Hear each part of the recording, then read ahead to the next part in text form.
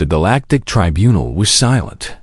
300 alien species watched from their seats as the humans stood in chains at the center of the chamber. Captain Jake Morrison kept his head high. He would not give them the satisfaction of seeing him break. Ambassador Ketvar of the Valorian hegemony rose from his floating platform. His gray skin shimmered under the lights, and his four eyes focused on the small group of humans below. To him, they looked so fragile, so weak. He could not understand how such creatures had ever left their homeworld. "The charges are clear," Ketvar announced. His voice echoed through the chamber. "The humans have violated Valorian space. They have ignored our warnings. They have shown disrespect to the hegemony." Jake stepped forward, his chains rattling. "We were on a scientific mission. We meant no harm. Our navigation systems malfunctioned, and we drifted into your territory by accident." Ketvar made a sound that passed for laughter among his kind. "Accident or not, the punishment must be delivered. The hegemony does not show weakness." Dr. Lisa Grant stood beside Jake. She was the team's xenobiologist, and she had studied Valorian culture for years. She knew they valued strength above all else. Mercy was a foreign concept to them. "What is our sentence?" Jake asked. Ketvar smiled, showing rows of small, sharp teeth. "Death would be too quick. Too simple.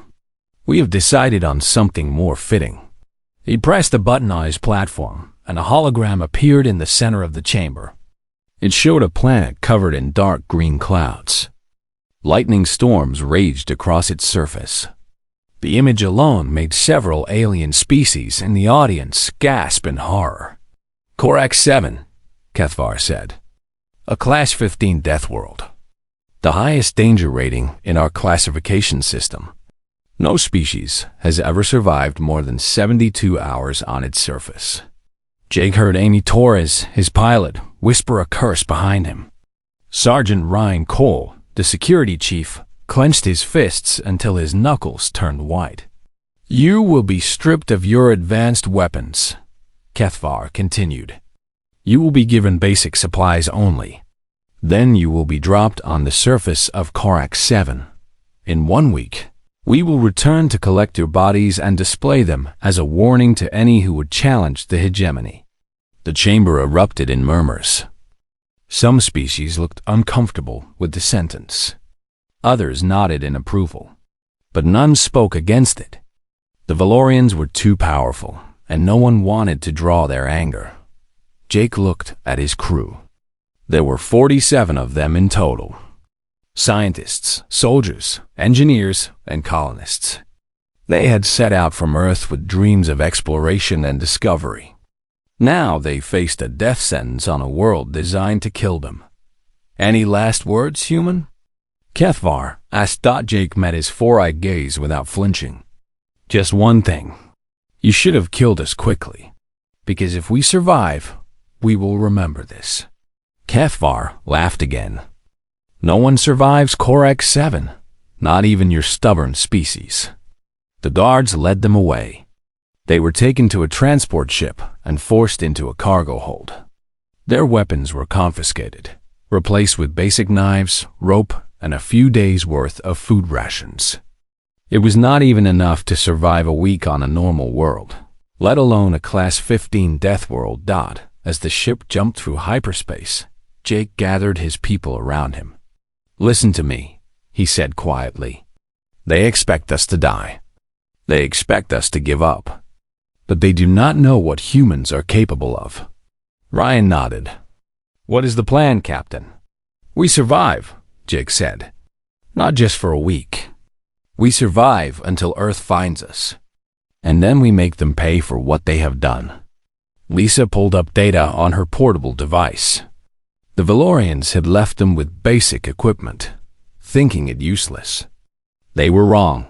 Corax 7 has acidic rain, extreme temperatures, and gravity at 1.8 times Earth standard. She read aloud. "The atmosphere is barely breathable. The wildlife is described as uniformly hostile. "Sounds like a Tuesday in the military," Ryan said, and a few soldiers actually laughed. Amy Torres studied the navigation charts. "If we can survive long enough, Earth will send a search party. They never leave their people behind. Then we give them someone to find," Jake said. The ship dropped out of hyperspace. Through the small windows, they could see Corax 7 looming before them. It was massive, covered in those swirling green clouds. Lightning flashed continuously across its surface. Even from orbit, it looked angry. It looked hungry. The transport ship descended through the atmosphere. The hull shook violently. The temperature inside rose as the acidic air began eating at the outer shell. Some of the colonists prayed. Others held hands with loved ones. Jake stood at the front, watching the approaching nightmare.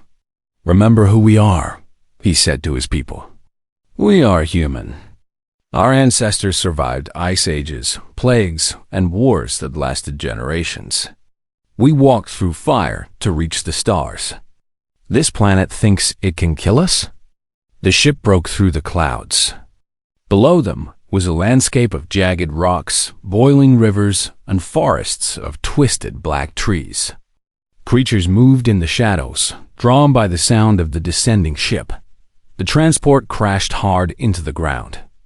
The doors opened, and hot toxic air rushed inside.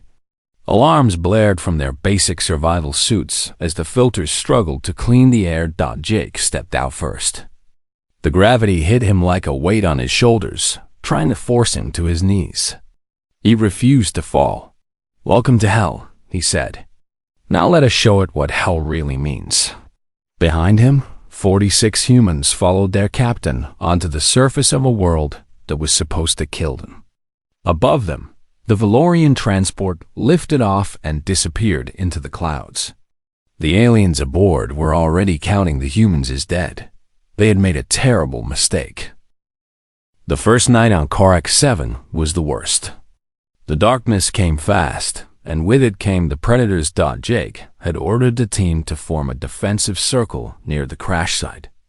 They used the wreckage of the transport as a barrier on one side. Ryan positioned his soldiers around the perimeter, armed with nothing but knives and sharpened metal poles from the ship's hull. The sound started an hour after sunset. Deep growls from the forest. The crack of breaking trees. Something massive was moving toward them. "Hold your positions," Ryan ordered. His voice was steady even though his heart was racing. The creature that emerged from the darkness was the size of a bus. It had 6 legs, each ending in claws as long as swords. Its skin was covered in armored plates that looked like stone.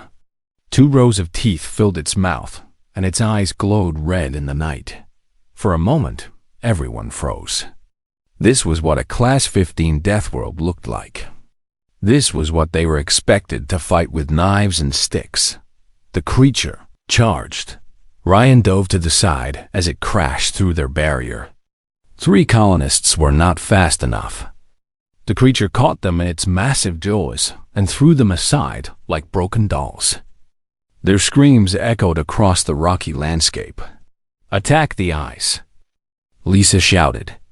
She had studied predatory biology for years. The eyes are always weak. Jake grabbed a metal pole and ran straight at the monster. It was insane. It was suicidal. But it was also very human. The creature turned toward him, and he jammed the pole directly into its left eye. The beast roared in pain and reared back. Ryan and 2 other soldiers took the opening. They drove their weapons into its throat, its joints, any gap in its armor they could find. Blood poured from a dozen wounds. The creature thrashed wildly, crushing rocks and trees. But it was slowing down. The humans kept attacking, kept stabbing, kept refusing to die. Finally, the monster collapsed. Its massive body shook once, twice, and then went still. Jake stood over it, covered in its blood. His hands were shaking from exhaustion and fear and something else. Something like triumph. "Is everyone okay?" He asked. The answer was no. 3 colonists were dead. 5 more wounded. Their first night on Corax 7 had cost them dearly, but they had won. By morning, Lisa and Dr. Ben Harper, the team's geologist, had begun examining the dead creature. The armor plating is incredibly strong, Ben said, running his hands over the thick hide. Stronger than steel. We could use this for protection. Lisa nodded. The bones are dense and sharp. Perfect for making better weapons. And look at this. She pointed to organs inside the creature. These filter toxins from the air.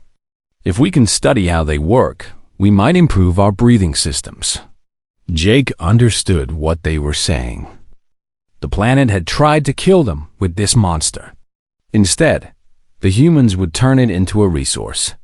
Strip it down, Jake ordered. We use everything. Hide for armor. Bones for weapons.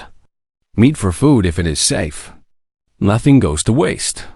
The work took all day. Chief Engineer Nate Sullivan designed a basic frame to carry the heavy armor plates. Corporal Kate Reyes, the combat medic, treated the wounded with supplies made from the creature's own biology. While they worked, Ben explored the surrounding area. He returned with news that changed everything. There are caves half a kilometer east, he reported. Underground chambers with breathable air. The rock walls block most of the radiation and acid. It is not perfect, but it is better than sleeping in the open. Jake made the decision immediately. We move. Everyone who can walk carries supplies. We leave nothing behind.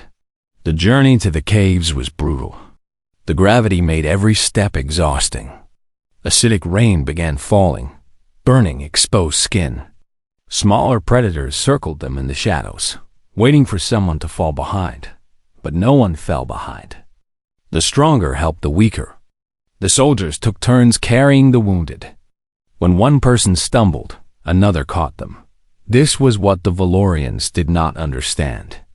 Humans did not just survive as individuals. They survived as a pack. The caves were everything Ben had promised. Deep chambers stretched underground, protected from the acid rain and toxic air. Fresh water dripped from the rocks, filtered clean by natural minerals. It was dark and cold, but it was safe. Jake stood at the cave entrance as the last of his people entered. Outside, the green clouds swirled and lightning struck the ground where they had been standing minutes before. We made it through the first day, Ryan said, standing beside him. 44 of us, Jake replied. We lost 3 good people. But we killed that thing. We proved it can be done. Jake nodded slowly. This is just the beginning. We have a long way to go before we can call this place home. High above Corax 7, a Valorian observation drone floated in orbit. It was programmed to record the deaths of the humans for propaganda purposes. Instead, it had recorded something very different. The footage showed humans fighting a Class-15 apex predator. It showed them winning. It showed them stripping the creature for parts and marching through acid rain, like it was a minor annoyance. The drone transmitted the footage back to the hegemony. Ambassador Kethvar watched it in his private chamber. His 4 eyes widened as he saw the humans refuse to die. For the first time in his long life, he felt something strange in his chest. He did not recognize it at first. It was unfamiliar to his species. It was the beginning of fear. 3 months had passed since the humans arrived on Corax 7. The planet had tried everything to kill them. It had failed. The caves had become a settlement. The humans called it Haven. It was not beautiful, but it was strong. Walls of stone and monster bone protected every entrance. Torches made from animal fat lit the tunnels. Farms grew in chambers where Ben had found soil and water. Jake stood at the main entrance every morning, looking out at the world that was supposed to be his grave. Instead, it had become his kingdom. Claire Mitchell walked up beside him. She had been a simple colonist when they arrived. Now she led the hunting parties that kept Haven fed. The planet had changed her, made her harder and stronger. "Another successful hunt," she reported. "We brought down 2 of the 6-legged creatures. Plenty of meat and materials." Jake nodded. "Good work. How are the new recruits?" Claire smiled. "They are learning fast. Fear is a good teacher." Behind them, Danny Vance was working on his latest project. The young engineer had figured out how to make gunpowder from local minerals. His primitive rifles were ugly and loud, but they worked. They gave the humans something the Valorians never expected them to have: ranged weapons. Ryan approached, Jake with a concerned expression. "We have a problem." The scouts spotted something in the northern forest. "Something big." "How big?" Jake asked. "Bigger than anything we have seen before. The locals run from it. Even the armored beasts hide when it comes near." Lisa joined their conversation. She had been studying the wildlife for months, learning the ecosystem of this deadly world. Her face was pale. "I think I know what it is," she said. "The other creatures have scars. Old wounds from something with massive claws. They call it the apex predator for a reason. Every world has one. The thing that everything else fears. What do we know about it?" Jake asked. The Valorian records called it the Shadowmaw. It hunts by sensing vibrations and body heat. It has killed every species that ever landed on this planet. It is the reason Corax 7 is rated Class 15. Ryan checked his weapon. "Can we fight it?" "I do not know," Lisa admitted. "Nothing has ever survived an encounter with it." The answer came that night. The Shadowmaw did not give them time to prepare. It came through the main entrance of Haven like a living nightmare. 20 feet tall, covered in black scales that absorbed light. Its claws tore through stone walls like paper. Its roar shook the entire cave system. 8 people died in the first minute. They never even saw what killed them. The creature moved through the darkness like it was made of shadows, striking and vanishing before anyone could react. Jake rallied the survivors in the central chamber. Danny handed out every rifle he had made. Ryan organized the soldiers into defensive lines. Kate prepared her medical supplies, knowing they would be needed. "We cannot hide from it," Jake said. "It will hunt us down one by one. We have to fight." "How?" Claire asked. "It is faster than us, stronger than us, and it sees in the dark. Then we take away the dark." They set fires at every entrance. They lit torches along every tunnel.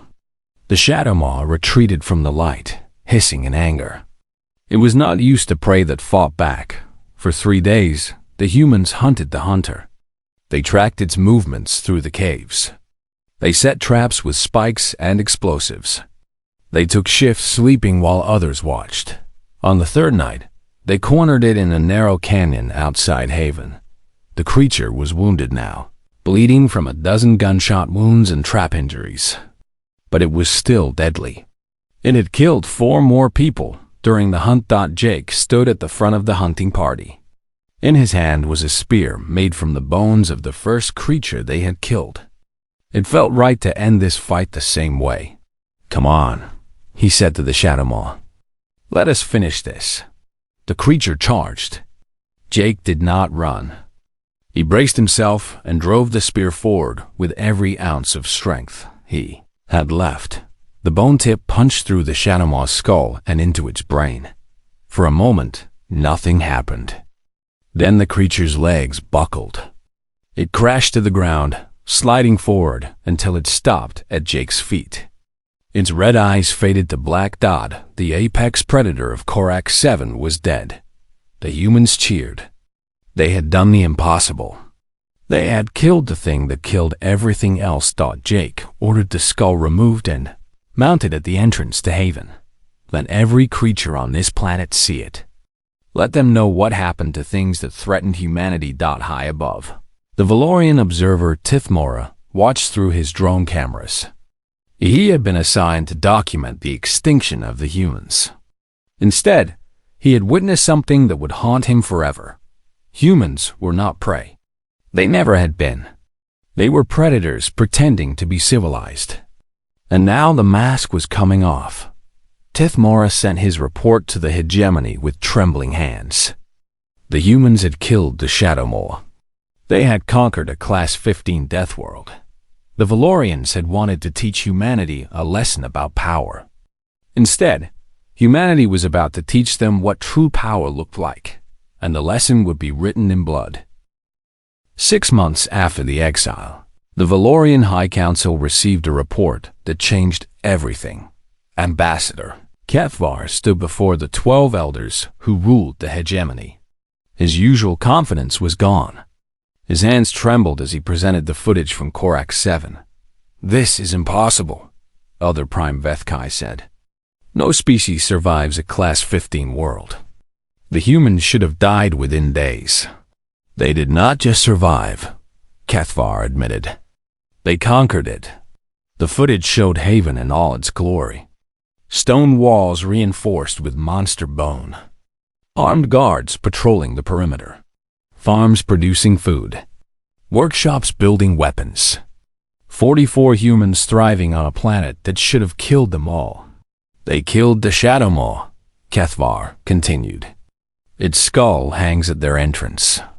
They wear its scales as armor. They have turned our death sentence into their home." The council erupted in argument. Some demanded immediate military action. Others suggested negotiation. A few quietly wondered if they had made a terrible mistake. "We must send a team," Vethkai decided. "A military force to assess the situation and remind these humans of their place." HFY bowed. "As you command." 1 week later, a Valorian warship entered orbit around Corax 7. Commander Drexval led 30 elite soldiers to the surface. They wore the best armor the hegemony could produce. They carried weapons that could level mountains. They expected to find scared survivors barely clinging to life. Instead, they found a fortress. Jake met them at the entrance to Haven. The Shadow Maw's skull loomed behind him, a reminder of what humans could do. Ryan and 20 armed soldiers stood at his back. They wore armor made from monster hide and carried rifles built from bone and metal. "Welcome to our world," Jake said. "We were not expecting guests." Drexval stepped forward. He towered over the humans, his gray skin covered in military honors. "You will address me with respect, creature. I am Commander Drexval of the Valorian hegemony. You are prisoners." Jake did not flinch. "We were prisoners. Then you dropped us on this planet. Now we are something else. You are nothing. Your little settlement means nothing against our might." "Then why are you here?" Lisa asked from behind Jake. "If we mean nothing, why did the hegemony send 30 soldiers to check on us?" Drexval had no answer. The standoff lasted for hours. The Valorians demanded surrender. The humans refused. Drexval threatened destruction. Jake pointed at the Shadow Maw skull and asked if the commander felt lucky. Finally, Drexval made his move. He ordered his soldiers to arrest the human leadership. It was the last order he would give that day. The fight lasted less than 5 minutes. Ryan's team had spent months fighting creatures far more dangerous than Valorians. They moved with speed and precision that the aliens could not match. They struck pressure points, disabled weapons, and brought down soldiers twice their size. When it was over, all 30 Valorians were prisoners. Not a single one was dead. The humans had chosen to show mercy. Jake crouched beside Drexval, who lay on the ground with his hands bound behind his back. "I want you to deliver a message to your council," Jake said quietly. "Can you do that?" Drexval could only nod. He had never been defeated before. He did not know how to process what had just happened. Jake helped him to his feet almost gently. "Tell them what you saw here. Tell them we built a city on their death world. Tell them we killed their ultimate predator. And then tell them the truth. What truth? Drexvoll whispered. Jake smiled, but there was no warmth in it. That we were holding back. Lisa stepped forward with a datapad. I prepared a presentation for your council. Some history lessons about humanity that they might find educational. The footage played on the pad. It showed human history. Wars that killed millions. Plagues that devastated continents. Ice ages that nearly ended the species. And through it all, humanity survived, adapted, grew stronger. Your Class-15 rating was based on gravity, toxins, and predators, Lisa explained. Earth is all of those things. We evolved there. We fought our way to the top of the food chain against creatures that make your Shadowmaw look like a pet. You sent us here as punishment, Jake continued. You thought this planet would break us. But we have been through worse. Our ancestors crossed deserts and oceans with nothing but stone tools. They survived extinction events that killed 90% of all life. They never gave up. They never stopped fighting. He leaned close to Drexvoll. That is what you woke up when you sent us here. That is what is coming for you now. The Valorians were released. They stumbled back to their ship in shock. Drexvoll's hands shook as he piloted them back to orbit. What do we report? One of his soldiers asked. Drexvoll stared at the shrinking image of Corax 7, the planet of death that humans had tamed in 6 months. The truth, he said. We report that we are dealing with something far worse than we ever imagined. Back on the surface, Jake watched the ship disappear into the clouds. You let them go, Ryan said. They will bring an army next time. I am counting on it, Jake replied. But not before Earth gets here first. The fleet will be coming. All we have to do is survive a little longer. He looked at Haven, at the people who had built a home in hell. And surviving is what we do best. 1 year after the exile, the United Earth Fleet arrived at the edge of Valorian space. Admiral Grace Chun stood on the bridge of the flagship Endurance. 50 warships spread out behind her, armed with weapons that could crack planets. Earth had spent 12 months searching for their missing people. Now they had found them. The Admiral, her communications officer, reported. The Valorians are demanding we withdraw. They claim this is their territory. Grace smiled coldly. Tell them we are here for our people. They can either cooperate or learn what happens when Earth gets angry. The message was sent. The Valorians did not respond with words. They responded with a fleet of their own. 200 ships formed the wall between the humans, and KOR Rax-7. Grace was not impressed. Scan the planet's surface. Find our people.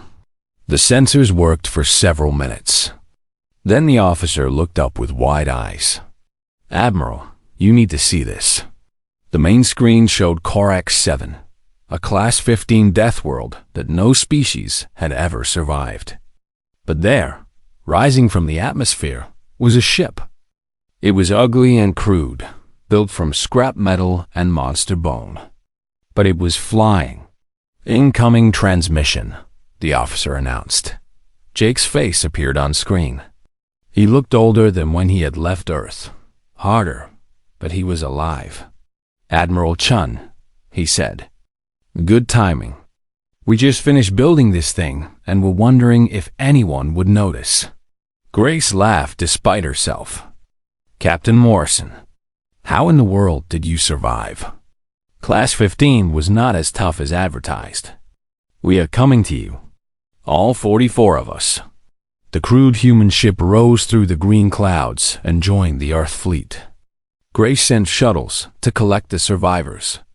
When Jake stepped aboard the Endurance, the entire crew stood at attention. He looked at Grace and saluted. Captain Jake Morrison reporting. Sorry, we are late. Grace returned the salute. You have nothing to apologize for. But I think the Valorians do. The two fleets faced each other for 3 days. Tensions rose. The Valorians threatened war. Earth threatened extinction. Finally, the Valorian High Council agreed to a meeting. Grace brought Jake and Lisa to the Galactic Tribunal, the same chamber where they had been sentenced to die 1 year ago. Now they returned as something else entirely. Ambassador Kethvar was waiting. His 4 eyes could not meet Jake's gaze. "You survived," he said simply. "We did more than survive," Jake replied. "We conquered your Deathworld. We killed your apex predator. We built a civilization from nothing while your planet threw everything it had at us." Lisa stepped forward. "We also have a claim to make. By galactic law, any species that tames a Class-15 world has the right to colonize it. Corax 7 belongs to humanity now." The tribunal erupted. Aliens from dozens of species shouted in outrage or shock. The Valorians looked sick with disbelief. Elder Prime Vethkai raised his hand for silence. "You cannot be serious. That world is a death trap." Grace stepped forward. "That death trap is now a human colony, and more of our people are coming. Volunteers who heard what Captain Morrison did and want to be part of it." "Volunteers?" Kethvar choked on the word. "Who would volunteer for a Class-15 world?" Jake smiled. "Humans. We look at impossible challenges and think they sound fun. Your worst nightmare is our weekend adventure." The chamber fell silent. Every alien species was staring at the humans with new eyes. These small, soft creatures had done what none of them could imagine. They had taken a world designed to kill them and made it their home. Vethkai spoke carefully. "What does Earth want? You have the military strength to destroy us. You have proven your people can survive anything. What is your demand?" Grace answered. "Peace. We want peace with the hegemony and recognition of our claim to Corax 7. In exchange, we will forgive the unlawful exile of our citizens." "Forgive?" Kethvar sputtered. "After everything we did?" "Yes," Jake said. "Forgive. Because that is also what humans do. We could destroy you. We could make you pay for every life lost on that planet. But we choose not to. We choose to move forward." He looked around the chamber at the watching aliens. "Let this be a lesson to the galaxy. Humanity does not seek war. We do not want enemies. But if you push us, if you try to break us, we will survive. We will adapt. We will overcome. And when it is over, we will offer you the chance to be our friends instead of our victims." The tribunal voted. The peace was accepted. Corax 7 was officially recognized as a human colony world. 3 months later, the first wave of volunteer colonists arrived at Haven. They stepped off their ships and saw the Shadowmoor skull mounted at the entrance. They saw the fortress built from monster bone. They saw Jake Morrison waiting to greet them. "Welcome to Corax 7, he said. "It will try to kill you every day. The air is toxic, the gravity is crushing, and the wildlife wants to eat you." The colonists just grinned. "Sounds perfect," one of them said. "When do we start?" Jake laughed. It was a real laugh, the first one in a long time. Behind him, the green cloud swirled and lightning crashed across the sky. The planet roared its challenge at the newcomers. The humans answered with hammers and tools and laughter. They had conquered this world once. Now they would build something great upon it. Across the galaxy, other species watched and learned. The soft little creatures from Earth were not prey. They never had been. They were the apex predators of a Class-15 world themselves. They had just been pretending to be civilized, and now the mask was off. Humanity had announced itself to the stars, not with diplomacy or trade, but with pure stubborn survival. They had taken the galaxy's worst punishment and turned it into a victory. The universe would never underestimate them again.